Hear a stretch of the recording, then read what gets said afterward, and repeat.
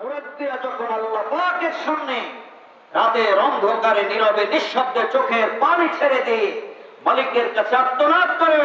রব্বে করিম, এই গায়ের মধ্যে শক্তি ছিল, এক সময় বল ছিল,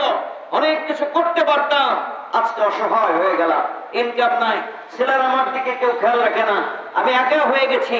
বল নাই, আগে একা বাজারে যেতে পারতাম, এখন একজনের হাতে ভর দিয়ে যেতে হয়, আমি অসহায় হয়ে গেছি, রব্বুল আলামিন আমাকে মাফ করে দাও। আমার আল্লাহ বলছেন এরকম ভাবে আকুতি মিনতি করলে, ওকে মাফ না করতে পারলে আমার লজ্জা হয়, এজন্য আমি আল্লাহ তাআলা তাকে মাফ করে দিই। অথচ দুনিয়াতে আজকে